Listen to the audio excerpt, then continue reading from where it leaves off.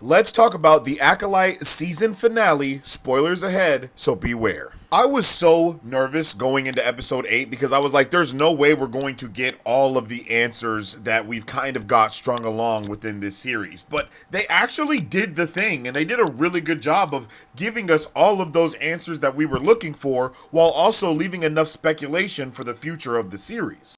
I really love the entire POV storyline that they were utilizing within this show, and I wish we actually got to see more of that POV being used.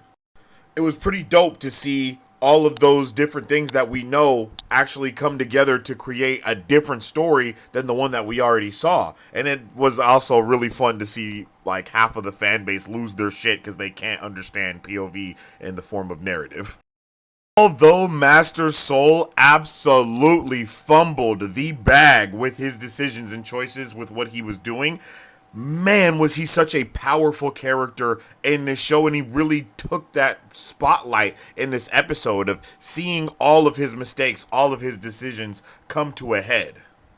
They also did a really good job of showing how Soul and Quimir themselves were like opposites of each other. Like, if I'm not mistaken, Quimir also does mean moon in another language or something like that. I just loved how Soul and Quimir had this narrative through combat in this episode and in episode 4.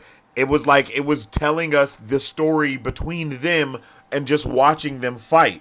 And Soul taking the move that he saw Quimir do to kill his own Padawan, and then he uses that move on Soul in a reverse way and turns his lightsaber off to then make him hit himself with his light. Like, bro, it was just amazing to see the strategy that they were using while fighting actively. I appreciate all of the breadcrumbs that have been left behind for what could go into a season 2 or even into a comic. I mean, before we watched the last episode, I was like, man, maybe they don't need to do a season 2, and maybe they just need to kind of go into the comics and expand on this era a little bit more. But I'm going to do a completely 180, man. I think that they should actually do a season 2 now because we have a lot of these things built up and we have new secrets to go on. It kind of feels like this season was more filled with cookie cutter mysteries, for lack of better words.